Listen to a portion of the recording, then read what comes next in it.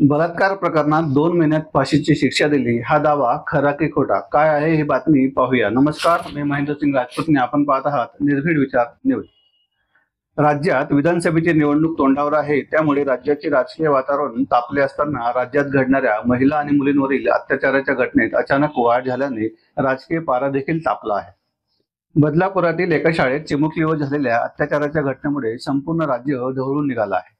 या प्रकरणी आरोपीला कठोर शिक्षा करण्यात यावी अशी मागणी राज्यभरातून केली जात आहे. यासाठी बदलापुरात फार मोठे जन आंदोलन देखील उभे राहिले होते.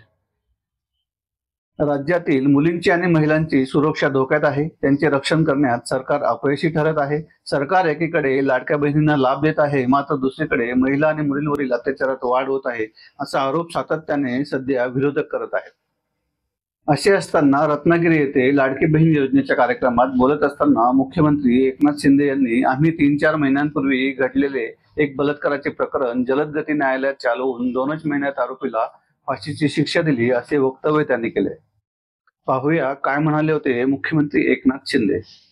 3-4 महिन्यापूर्वी एक अशीच घटना घडली माझ्या बहिणी बरोबर, आणि त्याला फास्ट ट्रॅक केसवर आम्ही चालवलं. स्पेशल वकील दिले, एव्हिडन्स दिले, पोलिसांनी सगळं जे मेहनत केली आणि त्या आरोपीला 2 महिन्या केस मध्ये लागले आणि त्याला फाशीची सजा झाली. मुख्यमंत्र्यांच्या या वक्तव्यानंतर मात्र राजकीय आरोप प्रत्यारोप होत आहेत.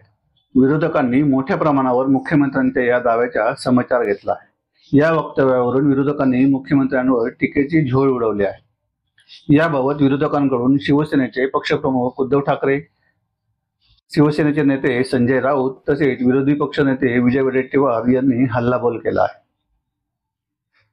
विधानसभेचे विरोधी पक्षनेते आणि काँग्रेसचे नेते विजय वडेट्टीवार यांनी एक्स या समाज माध्यमावरून मुख्यमंत्र्यांच्या वक्तव्याचा हा व्हिडिओ व्हायरल करत त्यावर टीका केली आहे. ते म्हणाले आहेत की मुख्यमंत्री धडधडीत खोटं बोलत आहेत. अजून मागील 2 महिन्यात कोणत्या प्रकरणात फाशीची शिक्षा सुनावली हे त्यांनी जाहीर करावं. शिंदे फडणवीस सरकार आल्यानंतर बलात्काराच काय, पण इतर कोणत्याही प्रकरणात शिक्षा झाल्याची नावे त्यांनी सांगावी. याशिवाय ते असंही म्हणाले की मुख्यमंत्री भर सभेत खोटं बोलून स्वतःची पाठ थोपटून घेत आहे. बलात्कारासारख्या प्रकरणात तरी न केलेल्या कामाचे श्रेय घेऊ नका, असा उपरोधक टोला देखील त्यांनी लगावला आहे. आता या सर्व विरोधकांच्या टीकेवर मुख्यमंत्री एकनाथ शिंदे यांनी देखील स्पष्टीकरण दिलं आहे.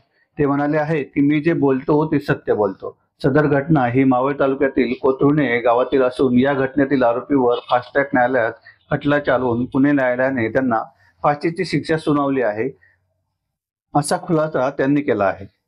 आता पाहूया नेमके काय आहे हे प्रकरण. पुणे जिल्ह्यातील मावळ तालुक्यात ऑगस्ट 2022 मध्ये एका 6.5 वर्षाच्या मुलीचे अपहरण करून अत्याचार करत तिचा खून करण्यात आला होता. आरोपी हा पीडितेच्या घराशेजारीच राहत होता. त्यानं तिच्यावर अत्याचार करून घरामागील जुळपांमध्ये हा मृतदेह लपवला होता. या प्रकरणी 22 मार्च 2024 रोजी न्यायाधीश PB क्षीरसागर यांच्या न्यायालयाने आरोपीला फाशीची शिक्षा सुनावली होती. तसंच आरोपीच्या आईला पुरावे नष्ट केल्याच्या आरोपाखाली 7 वर्ष सक्त मजुरीची शिक्षा देखील सुनावण्यात आली होती. मुख्यमंत्री शिंदे यांनी रत्नागिरीच्या सभेत आरोपीला 2 महिन्यात फाशीची शिक्षा दिल्याचा दावा केला होता. प्रत्यक्षात मात्र या प्रकरणात तब्बल 19 महिन्यांनी शिक्षा सुनावण्यात आली होती, अशी माहिती समोर आली आहे. या प्रकरणातील आरोपीला न्यायालयाने फाशीची शिक्षा सुनावली असली तरी त्या शिक्षेची अंमलबजावणी अद्याप करण्यात आलेली नाही. आरोपी हा पुण्याच्या येरवडा तुरुंगात कैद आहे, त्यामुळे त्यांना तात्काळ फाशी देण्यात यावी अशी मागणी पीडित कुटुंबाकडून देखील करण्यात आली आहे. जलद गती न्यायालयाने आरोपी यांना फाशीची शिक्षा आणि त्यांच्या आईला 7 मजुरीची शिक्षा सुनावली होती. मात्र आरोपीने फाशीच्या शिक्षेच्या विरोधात मुंबई उच्च न्यायालयात अपील दाखल केले आहे. ही सर्व वास्तविकता समोर आल्यानंतर मुख्यमंत्री एकनाथ शिंदे यांनी केलेला दावा आणि समोर आलेली सत्यता यात विरोधाभास असल्याचे आणि शिक्षा जरी सुनावली असली तरी प्रत्यक्षात त्याची अंमलबजावणी झाली नसल्याची बाब पुढे करून त्यांच्या या वक्तव्याच्या विरोधकांनी समाचार घेतला आणि मुख्यमंत्र्यांनी केलेला हा दावा खोटा होता, असे विरोधकांकडून बोलले जात आहे. या सर्वांबद्दल आपणास काय वाटते हे आम्हाला कमेंट करून नक्की कळवा. तुम्हाला आमची बातमी आवडली असेल तर चॅनलला लाईक करा, शेअर करा आणि सबस्क्राईब करा. धन्यवाद.